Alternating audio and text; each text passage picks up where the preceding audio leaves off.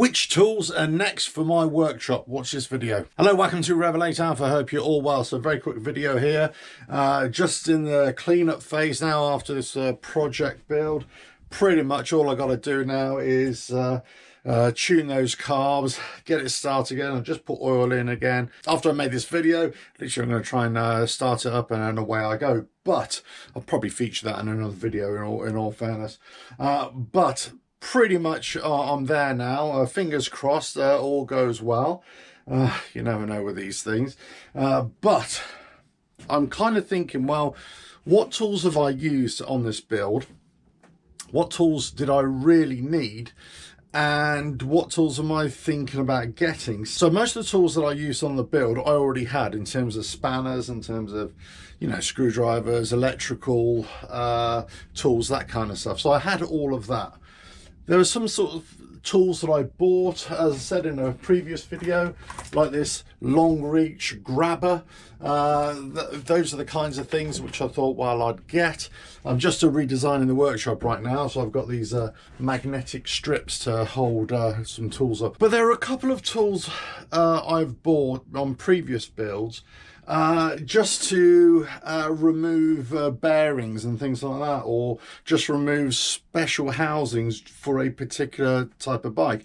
If you've got a Harley Davidson, for example, you know, you might need a special tool that could cost you a couple of $100, pounds, whatever it is, just to get it, and then you may never use it again. But it kind of pays to buy it if you're going to do regular work on your bike or other people's bikes, you see. So over the years I bought lots of tools and I used them once or twice and I never used them again. But in this build I kind of used quite a few of them, and I always think, okay, I'll get that tool just in case I may need it in the future. And it's just so happens, let's say in a couple of years time, I do need that tool. So yeah, so I've used quite a few things. One thing I will say, really handy tool for you if you've ever built DIY furniture, you know, from IKEA or something like that, or you find odd shaped spanners or really thin shaped spanners. Let me show you. Something like this, like a bicycle spanner sometimes, right? Whatever you do, never ever throw these away, okay?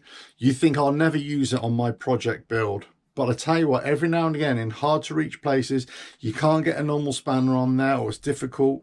These are invaluable. So I've got lots, a whole range of them in there that I use from time to time. So those are things I just amass over the years.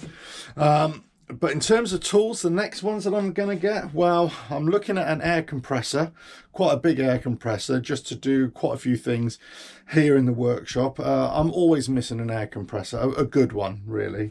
So that's the next thing I'm going to get. Now, these are called vernier calipers. There's a measuring device, basically. You always need something to measure tolerances, especially if you're doing your own maintenance on engines as well. Looking at the spec, the wear spec, especially on a restoration job, you definitely need this to see if something's working out. But I've got a digital set coming, because I feel sometimes I'm looking at a decimal place or a couple of more decimal places. I'm just not getting it with this. I can't tell, to be quite honest with you, because this is just by eye. I've also bought, or just in the process of getting a set of micrometers as well for doing fine measurements. So I'm really kind of amassing tools, because I really found on this build, more so than previous ones, that I was looking at tolerances, and in the end I was kind of guessing if I was in the ballpark or not. Whereas, you know, if I got digital one, it would just make it a lot easier and a lot more accurate, I would say.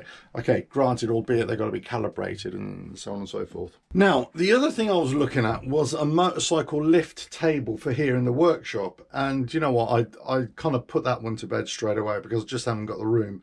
But what I was thinking about doing is building a motorcycle workbench, which would basically just slot under there.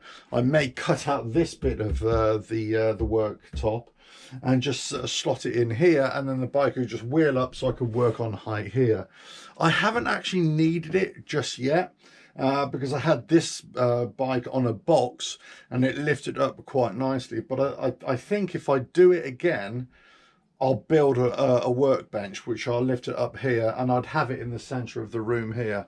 I think that will work better. I just don't need a work lift, motorcycle lift right now. I've got a motorcycle lift which is kind of there, but that's okay if you're lifting up the bike or working on the engine top end, or you're working on the wheels. But if you want to do a service or something like that, it's not good. So yeah, I'll probably build a workbench, but I was thinking about a work lift or a motorcycle lift. But really, those are the next tools that I'm going to be getting. It's either going to be speciality tools for particular jobs. There's going to be some electrical testing tools, which I'm going to be getting as well. But the first ones are going to be digital measuring devices, vernier calipers and micrometers, and then also an air compressor. But I suppose the purpose of this video is really, you don't really need any of this stuff until you need it. You don't really need to go and buy all these tools, you know, all at once. You build this over a whole long period of time, of course. And if you're a professional, of course, you'll be, you know, building it up quite quickly. But certainly as a home mechanic or a home workshop, you just build it up over a period of time, and then you'll just come across those jobs and you think, oh, I really could do with that, and then you go and buy it, and then you've got it for life, really. So there we go. So that's what's next on the horizon. What do you need for your workshop? Well, just get the tools that you need for the job right now, and they just do. Tools make life so much easier. And power tools, I wouldn't worry so much about big power tools, but hand tools, they're worth their weight in gold. They really are.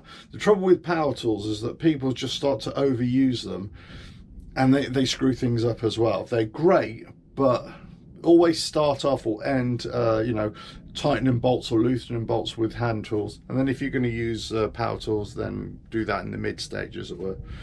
But anyway, listen, I know lots of people get hung up on tools, and I love tools. You know, tools are my passion of collection, by the way. But in terms of, I don't tend to overbuy tools.